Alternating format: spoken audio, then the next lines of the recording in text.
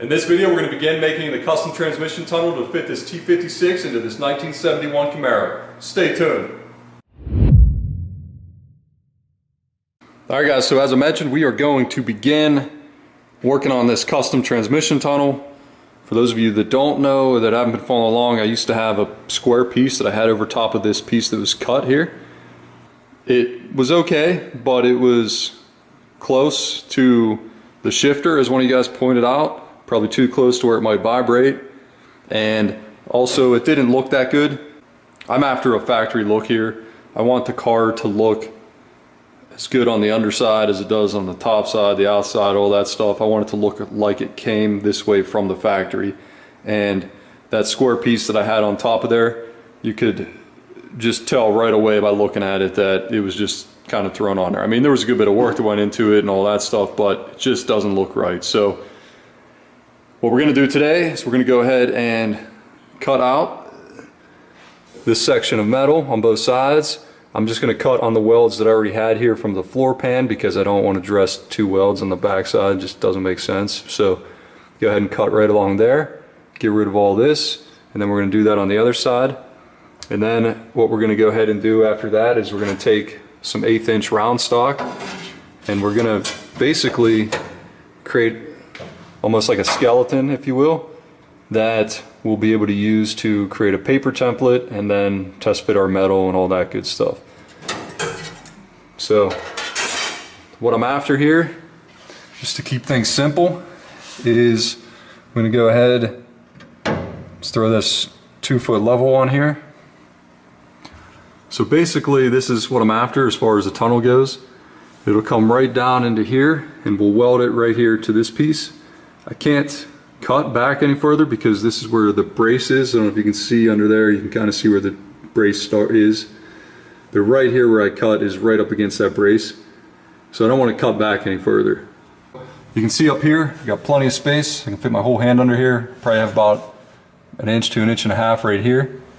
And as we get down here, I have probably about maybe 3/4. And then here you can see it's touching, and you probably wonder what I'm going to do about that. So I was looking through Detroit Speed's projects and I found a tunnel that they made, and then they basically threw or welded on, I guess, a ring for the shifter boot. So that's my plan, something like 4x6 shifter boot ring. I'm going to weld to the top of the transmission tunnel and it'll be level with the transmission. So then we'll just fill in those pieces with some extra metal, you know, and kind of make it look like it was part of the tunnel to begin with. So that's the plan. I mean, if we have to, this, I guess actually this will come up just a hair because that's about where it would be welded at, which is nice because it gives me, again, a little extra room here. So I've never made one of these before. I've watched the few videos that there are on YouTube. So we'll see how it goes. The only part I'm not sure about is up here because it kind of starts bending different ways. So I'm thinking we'll just run this straight up, and then what we'll do is make a piece or something to go there if we have to. So we'll deal with that when we get there. I also plan on putting these beads back in. I ordered the 8-inch bead roller from Eastwood.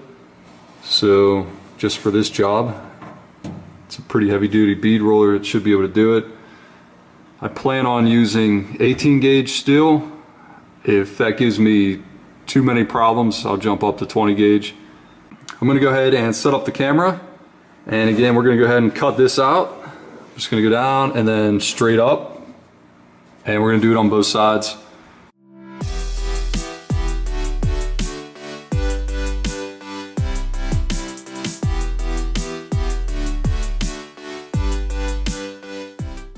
So I removed the paint where I'm going to go ahead and cut. This way I don't have to grind on the edges later to remove it. One good thing is that my epoxy is sticking very well. If you guys caught the last episode, it was questionable.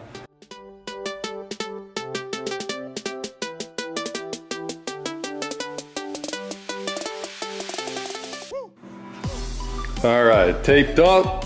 We're going to go ahead and cut. We're going to cut on the inside all the way around, get these pieces out of the way and move on to the next step.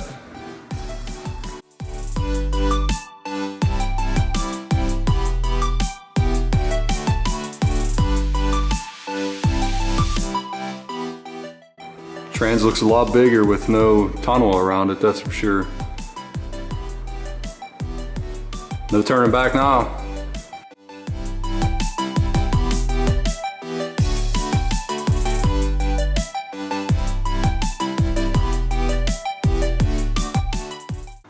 Alright guys, so now I'm going to go ahead and start making a skeleton on top of this thing so I can have something to use to create a paper template and everything else. So to do that, I'm going to go ahead and take these small round stock. They almost look like, these are probably a little smaller than an 1/8 inch. They're probably more like a 1/16 or something, but they're pretty small. They're springy in a sense. I just had them laying around. I'm not exactly sure if they're just regular steel or what, but they got some spring to them. So all I'm going to do is go ahead and put these in here like that, and to keep them up, that's why I have this wood here to give me some space in between these. So go ahead and do that.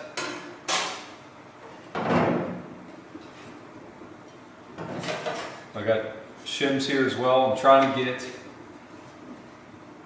basically, I'm trying to get, you know, I had the level on at the beginning. I want to get that much space in between here. So go ahead and kind of see what this looks like.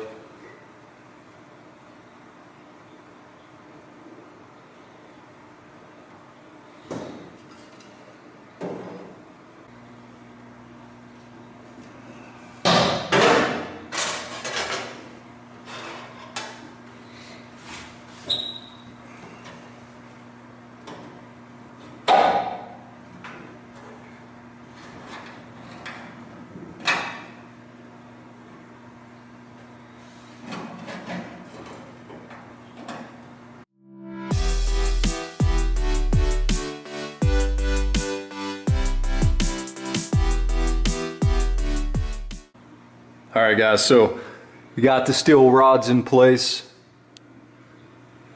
You can see how I kind of did that. Just put a piece of wood down the middle.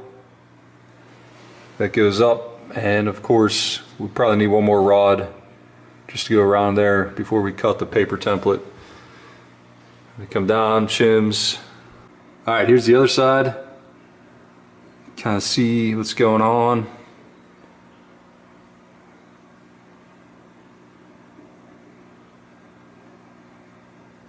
Set the level on here.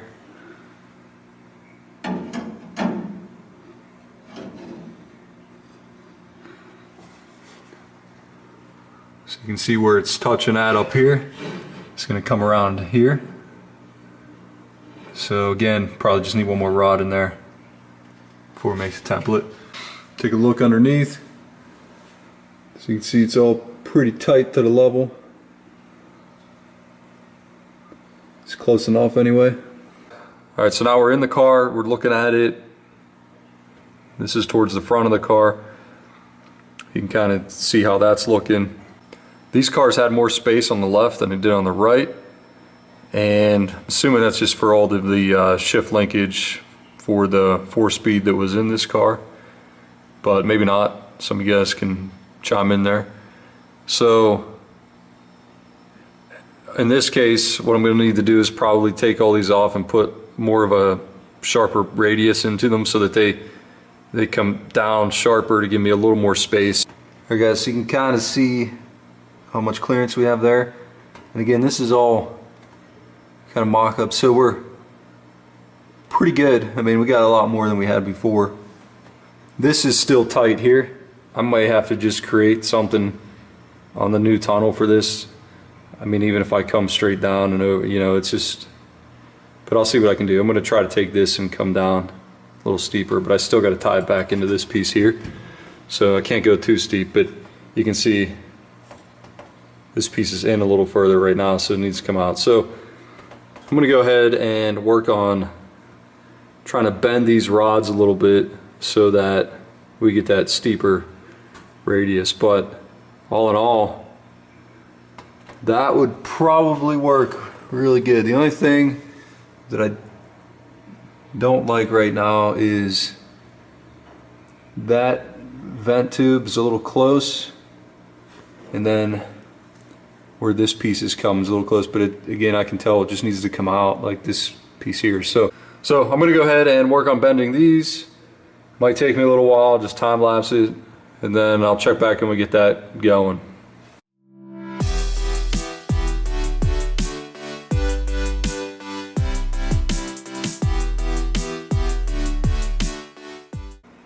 Alright guys, so I got all the rods pretty much bent by hand where I have a good bit of space between everything.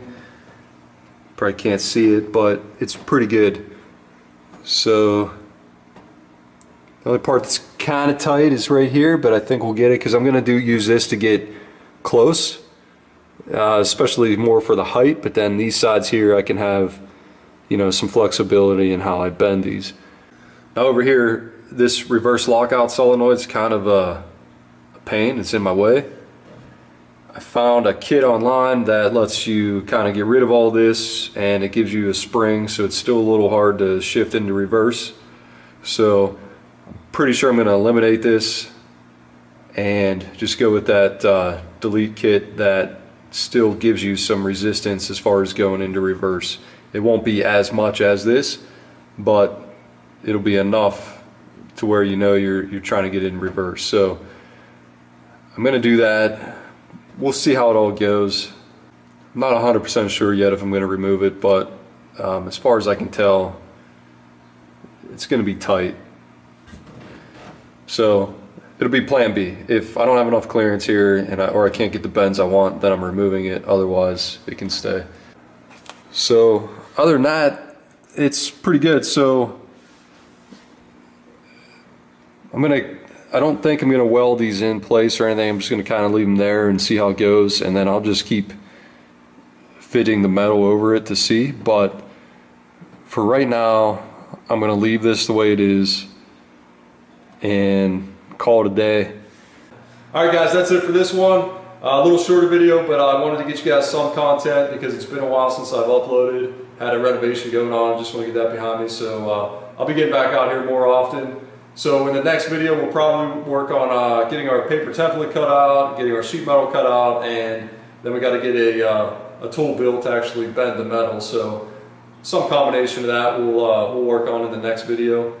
If you guys like this type of content, please consider subscribing. And if you do subscribe, hit that notification bell so that you get alerts whenever we post new videos.